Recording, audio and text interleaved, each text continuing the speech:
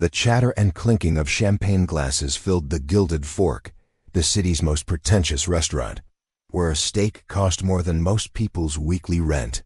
In the center of the room, at the best table under the crystal chandelier, sat David Sterling and his business associates. They were celebrating David's recent acquisition of a tech startup. David was beaming, pouring vintage wine, laughing at jokes that weren't funny. But there was one person at the table who wasn't laughing. Sitting on the edge, looking small and out of place in her faded floral dress, was David's mother, Martha. It was her 80th birthday. David had promised her a family dinner, but upon arriving, she realized she was just a prop for his Success Theater. Her hands shook slightly as she tried to cut her meat, her arthritis flaring up. A small piece of bread fell from her plate onto the pristine white tablecloth.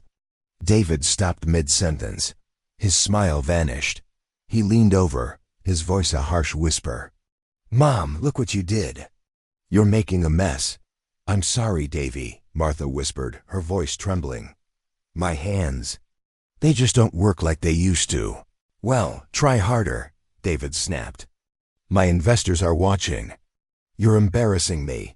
Just then, a waiter walked by, and Martha, trying to be helpful, moved her arm, accidentally knocking over her water glass. It didn't shatter, but water spilled onto the table. That was it.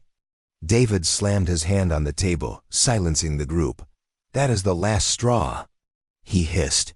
He stood up, grabbed the back of Martha's chair, and physically pulled it back, screeching against the floor.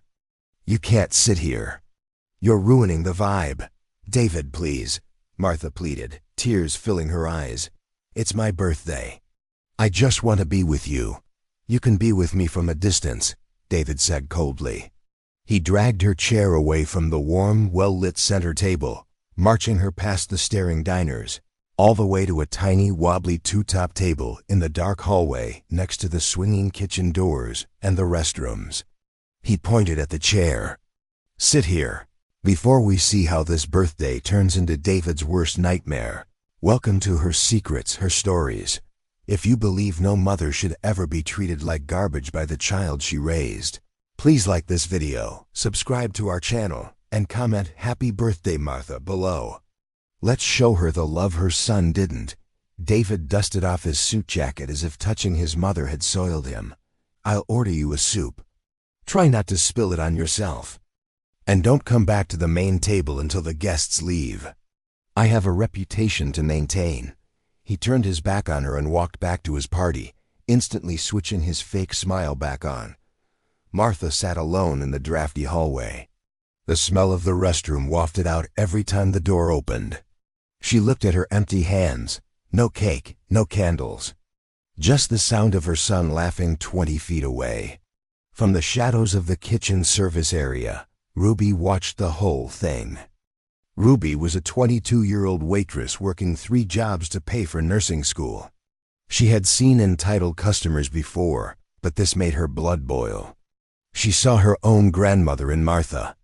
Ignoring the strict rule about staying in your section, Ruby grabbed a fresh tablecloth, a single red rose from a vase, and the most expensive chocolate lava cake from the dessert station.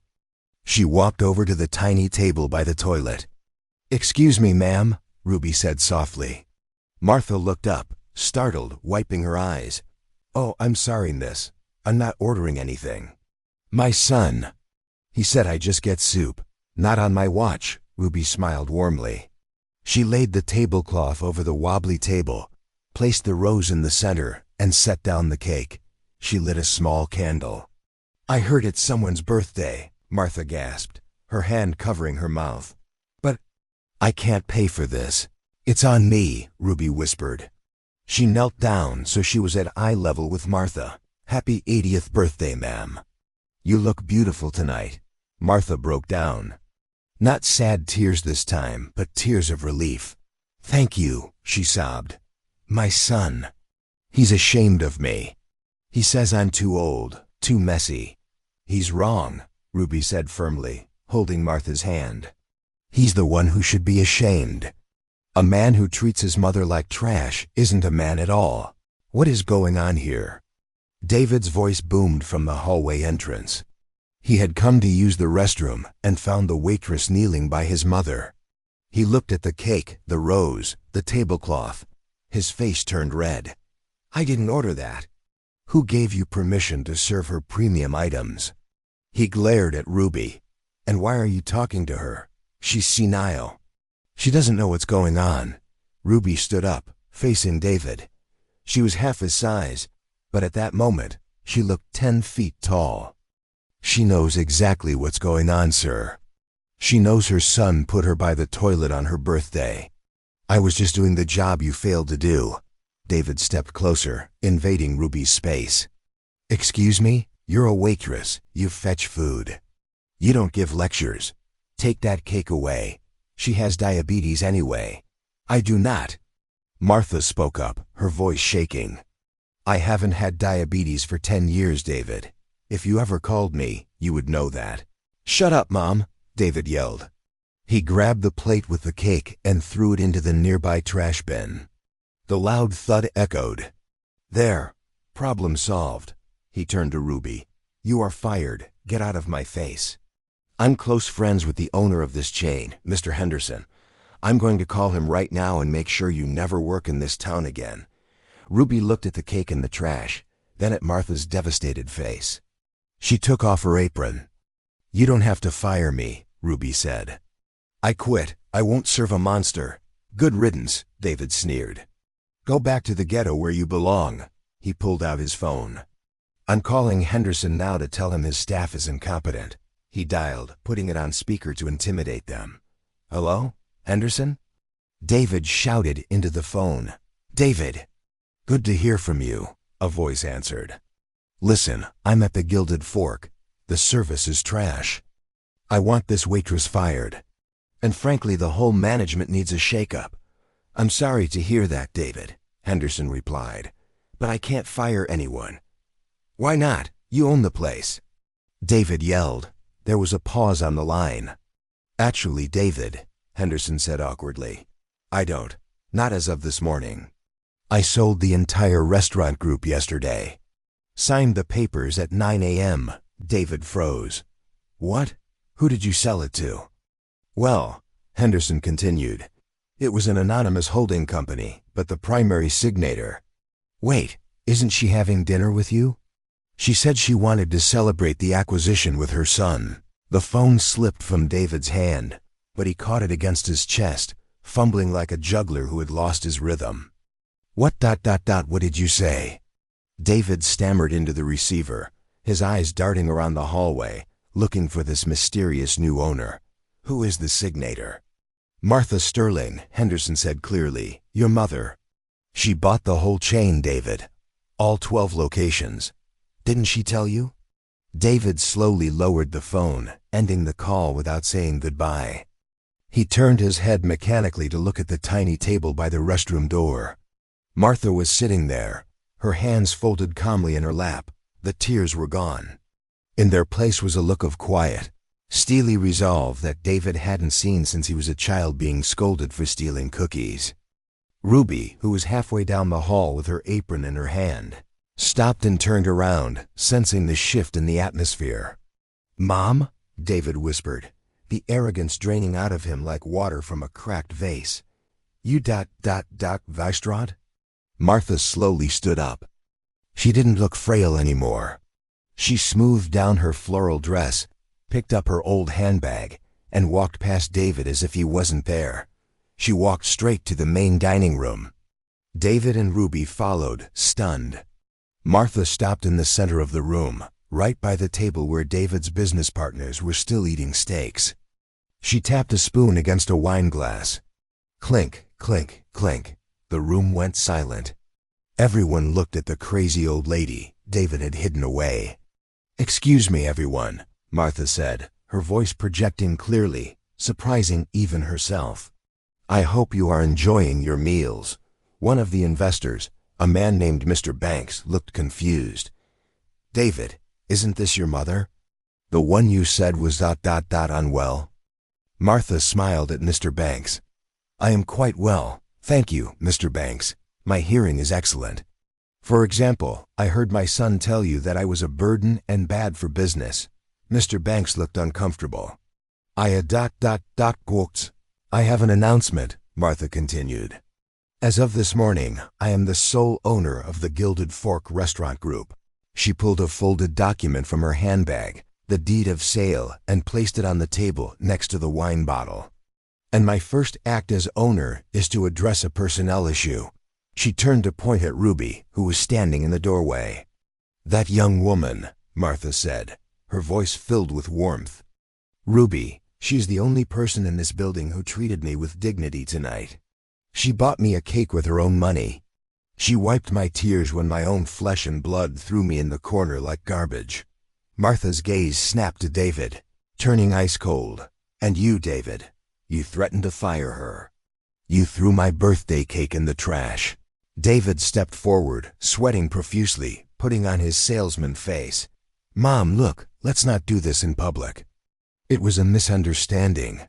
I was stressed. I wanted everything to be perfect for you. For me? Martha laughed dryly. You put me by the toilet, David. You didn't do it for me. You did it for your ego. She took a step closer to him. You always brag about your business, David, Sterling Tech. You tell everyone you built it yourself. I did, David insisted. I built it from the ground up. With whose money? Martha asked quietly. David went pale. Mom, don't. With the insurance money from your father's death, Martha said. Money that I loaned you. Money that was secured against my house. And do you remember the clause in that loan agreement, David? The one your father insisted on? David looked like he was going to be sick. He remembered. The good character clause, Martha reminded him. The loan is revocable immediately if the borrower engages in conduct that brings shame to the Sterling family name. She looked around the silent restaurant. I think throwing your mother in a corner on her 80th birthday qualifies as shameful, don't you? You you can't be serious, David whispered. If you recall the loan, my company goes bankrupt. I'll lose everything. The house, the cars, the investors, Mr. Banks is right here. Mr. Banks stood up, wiping his mouth with a napkin. Actually, Mrs. Sterling, he said, looking at David with disgust. You don't need to recall the loan for him to lose us. We don't do business with men who treat their mothers like that. David, the deal is off. David watched in horror as his investors, the men he had spent months courting, stood up, gathered their coats, and walked out of the restaurant without looking back. He was alone. His empire was crumbling in real time. He turned to his mother, his eyes pleading. Mom, please. I'm your son. You can't destroy me. I'm not destroying you, David, Martha said sadly. I'm teaching you the lesson I should have taught you 20 years ago. Money does not make you a man. Character does. She turned to Ruby. Ruby, dear, please come here. Ruby walked over, trembling slightly. Yes, ma'am? You said you are studying to be a nurse? Yes, ma'am, but... Well, I just quit, so I might have to put that on hold to find a new job. Nonsense, Martha smiled. You are rehired. In fact, you are promoted. I need a personal assistant to help me run this business. The pay is triple what you make here. And as for your tuition, Martha looked at David, then back at Ruby. I was going to give David a check for $50,000 for his birthday next week. But I think I'll give it to the nursing school in your name instead. Ruby covered her mouth with her hands, tears streaming down her face. Mrs. Sterling, I don't know what to say. That's too much. It's an investment, Martha said firmly. The world needs more nurses with your heart, and fewer businessmen with his. She gestured towards David. David was now sobbing, not out of remorse, but out of self-pity. This isn't fair. He shouted like a toddler. I worked hard. You're ruining my life over a stupid cake. Security, Martha said calmly. 2 large men in black suits appeared. They had been watching the whole time. Please escort this non-paying customer out of my restaurant. He is disturbing the guests. Mom, you can't kick me out. I'm your son. David screamed as the guards grabbed his arms. I have no son here, Martha said, turning her back on him. My son would have pulled out a chair for me, not dragged it away. As David was hauled out the front door, kicking and screaming, the restaurant erupted in applause. The other diners, the staff, even the chefs who had come out of the kitchen, they all cheered. It was a victory for every parent who had ever been neglected, and every worker who had ever been bullied. Martha took Ruby's arm. "Now," she said, her eyes twinkling, "I believe there is still some of that lava cake left in the kitchen. Shall we celebrate properly?" Ruby beamed. "Yes, ma'am, right this way. To the best table in the house." They sat at the center table, the one David had reserved for himself. They ate cake, they laughed, and they talked for hours. Martha told Ruby stories about her late husband, and Ruby told Martha about her dreams of working in pediatrics. It was the birthday celebration Martha had always wanted, not with family by blood, but family by spirit. The aftermath for David was brutal. With the investors gone and Martha recalling the loan, Sterling Tech collapsed within a month. His luxury condo was foreclosed. His friends stopped answering his calls. The last anyone heard of him, he was working as a junior sales associate at a used car lot in another state, living in a small studio apartment. Rumor has it that every year on his mother's birthday, he sits alone at a diner, eating soup, thinking about the mistake that cost him everything.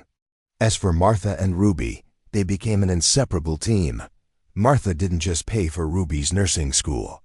She attended her graduation 2 years later, sitting in the front row, cheering the loudest.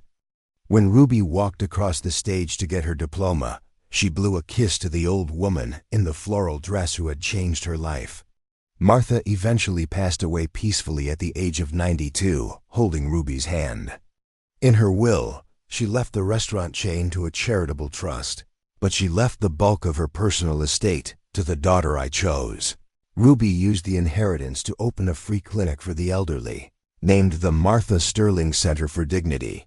Above the entrance hangs a painting of a red rose and a chocolate cupcake, a reminder that a simple act of kindness, even in a dark hallway by a restroom, can bloom into a legacy that lasts forever. If this story touched your heart, please share it with your friends. Call your mother, call your grandmother. Treat them with the love they deserve, because you never know when they might be gone or when they might just own the restaurant. Thank you for watching Her Secrets, Her Stories.